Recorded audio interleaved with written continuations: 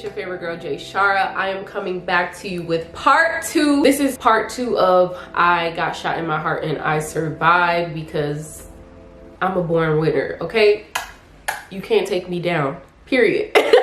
If you have not watched the part 1 of I got shot in my heart, if you were not here for part 1, stop this video, go watch that one, and then come back with, well, yeah, I don't want to say come back with questions because it's too late. I already have some of the questions here. Hopefully your question gets answered. Make sure you hit that subscribe button, tap that notification bell so you can stay updated with your favorite girl. So yeah, we're gonna get right into it. So the main question that people want to know is who shot me, and I think I implied that in the first video if I did not say it directly, is I have absolutely no idea who shot me. Like, I can be, you know, this loser or this bozo who act like I've lived a hard life and I have people after me or my enemies are after me. I don't think I have anyone after me. If the guy came and knocked on my door and said he wanted to take me out, I literally wouldn't know if that was him. Never have I ever sat and thought like, ooh, I wonder if he's in jail and I hope he's rotting in a cell. The only time I think about my shooter is if people ask me about him. I just really do not care. Like, I don't seek revenge. I feel like what you put out into the world comes back to you.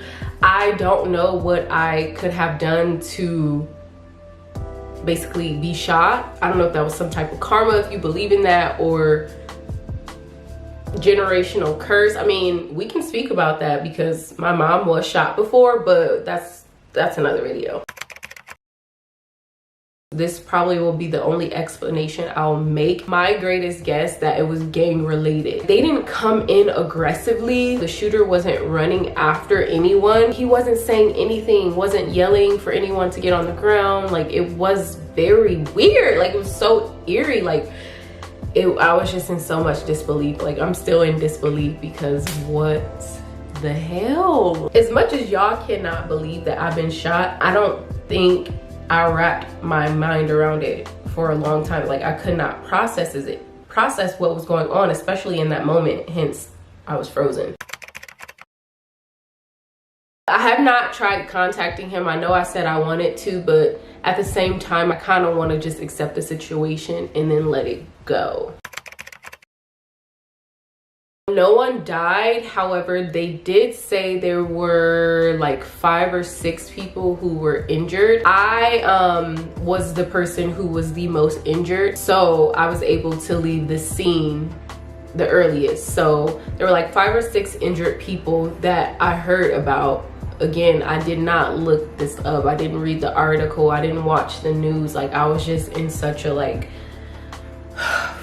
I'm in pain right now. I don't give a fuck about nothing else that's going on. All I care about is getting my codeine and whatever the other drug I was on at the moment. I did not care about nothing else but surviving. And that's all I care about now. Initially, yes, those first couple of months, like in the hospital, and then when I went to stay with my grandma, the PTSD was through the roof. How PTSD affected me was through my sleep. Like, I was unable to get a decent night rest. I would have dreams of people chasing me. I would have like dreams where I would hear gunshots. I would have dreams where I'm like running in fields. I was always terrified in these dreams. I always had people chasing after me. It always had something to do with survival.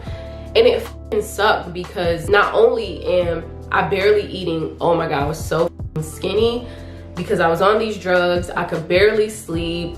I was nauseous because I wasn't eating, and I was nauseous because I was taking this medicine. I was throwing up. Again, I'm not eating and I'm not sleeping properly. So my overall health was just jeopardized. Like, it was terrible. And I would say, like, honestly, the nightmares was the worst part. I don't have them anymore. So I just had to come on here and do a really quick interruption because I know I mentioned that I don't have like PTSD or dreams anymore, but I literally just woke up from a nightmare that I feel like I was having for most of the night. Like, these past few days, like, I haven't really been able to sleep, but last night really took the cake. Like, I was having dreams about being kidnapped, being kept against my will, being shot at by multiple individuals. Like, there was just so much chaos in these dreams.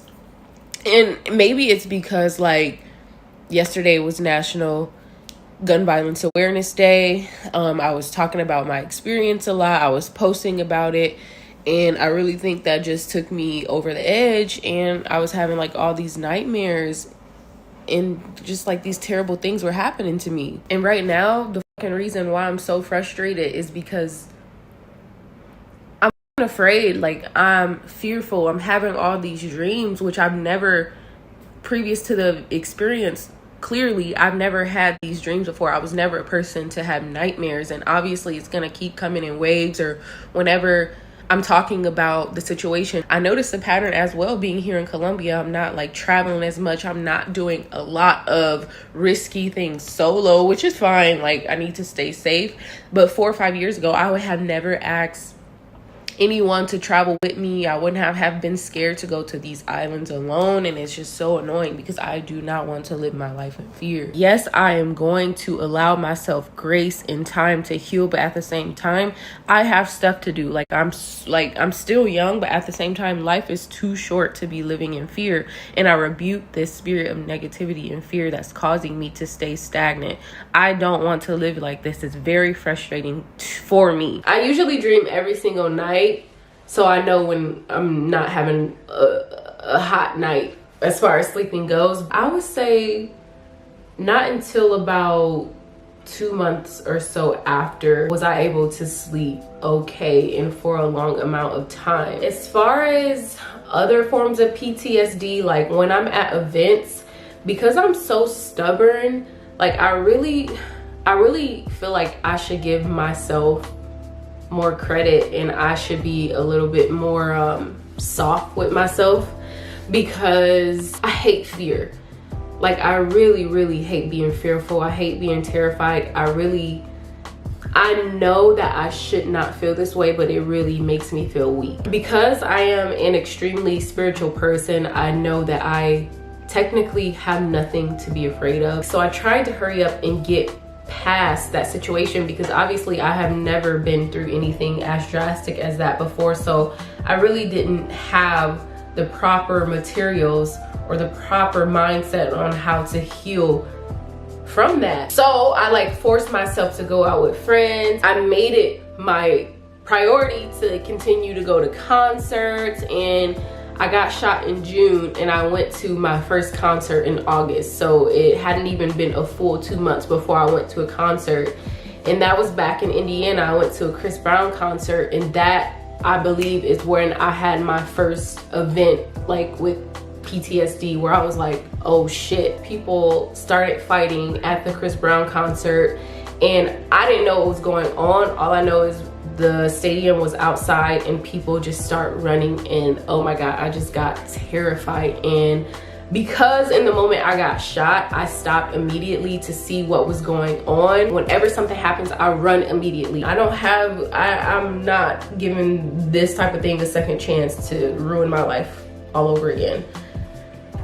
Well, I can't really say ruin my life, but in that moment, I felt as though my life was ruined. Like, I had to move from LA. Like, obviously I know my life isn't ruined right now. I'm like living my best, but you get what I mean. Whenever I hear loud noises like motorcycles, I hate motorcycles. Like, when I'm outside and they rush instantly and it's like so loud, I jump. It really like agitates my spirit. Like, I get very upset. It's just things that happen where I don't know it's about to happen, like a loud bang or something, like where it's like it scares me. Since then, also, my anxiety is something that I have been trying to get in check. After I got shot is when I had like my first panic attack, and my first panic attack happened in the hospital. I was in the room and I was on medicine, and my mom was in the room with me, and she told me like, all right, Jay Shara, I'm gonna go to the bathroom. And she went to the bathroom, obviously outside of my room.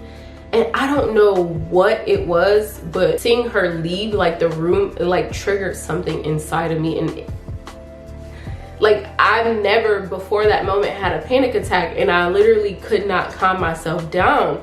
I like to think of myself as a person who can control her emotions, who can relax when needed, who can take a deep breath, but I honestly couldn't. And it felt like I literally was about to throw up, and I like flagged to my best friend to get my mom, because I knew in that moment she was the only person who can calm me down, and that stands to this day. Like, my mom, like, of course, if I had a friend around when I'm panicking, like, they can calm me down, but they can't get me to a point where I am like settled. I don't know how that happened.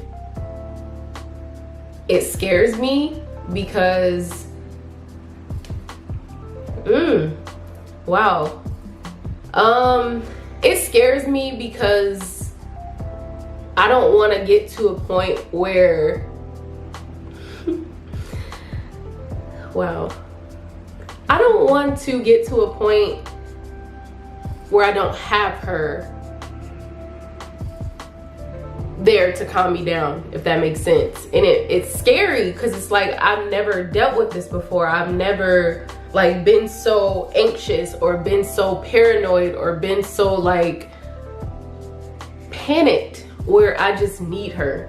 So I've been working on like meditation and ways to relax when I'm stressed, because I don't know, after that fucking incident, like, I will get so panicked sometimes, and like my heart rate will go up, and like legit physically my chest will tighten up to the point where I feel like I can't breathe. So on a mental level, like, the anxiety can sometimes be too much. Obviously, when I first noticed that I had this scar, like, it probably was like the worst day of my life at the moment. Today is what, July 18th, 2018. So, confessions.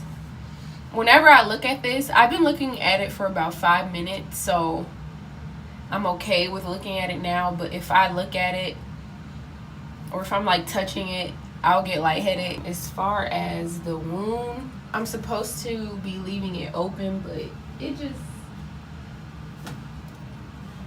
just makes me sick. Like, I don't know. It's just nasty to me. Anyway, as you can see, I have a scar here also. I have a scar here and one here. These scars were where my chest tubes were. All I know is that it was for drainage. Worst experience of my life. Very uncomfortable, even when I look back and think about how the tubes were in me, and I just had to lay in the bed. I don't know, I don't even want to talk about it. I was thinking about getting a tattoo, because I just really don't want to see this, and I don't want to be reminded. My mom and particular friends, they're like, you're gonna grow into it and you're gonna cherish it.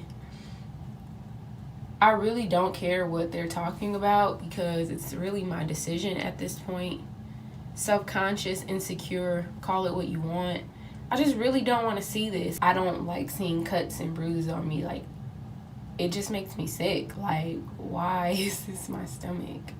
I'm still in the denial stage, and I'm still in the, I don't want to say angry, but I am very upset. That I'm very grateful. It sounds like I'm complaining, but I'm grateful that I'm alive and that this was the way they had to save my life. But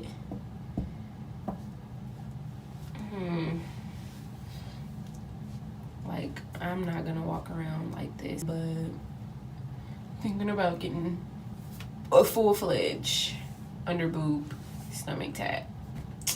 So yeah, we'll see. I'm thinking about getting a tattoo within a year. If I do get a tattoo, I will in fact wait, just so everything is indeed healed and scar tissue and everything is okay. I'm not trying to get a tattoo now and fuck myself up even more. So yeah, those are my thoughts. It's not as deep how it was before, because when I first got shot, like that first year or two, I was like considering covering up my scar, and like, I just feel like that's not the type of look I want to go for. I don't think that's for me. No, I think I had pain for about 1.5 years, damn near 2 years. Like if I would ever lay on my ribs or if I would ever sleep on them, like the whole night I will wake up in pain. Like, ow, like this is so uncomfortable. But yeah, I don't have pain.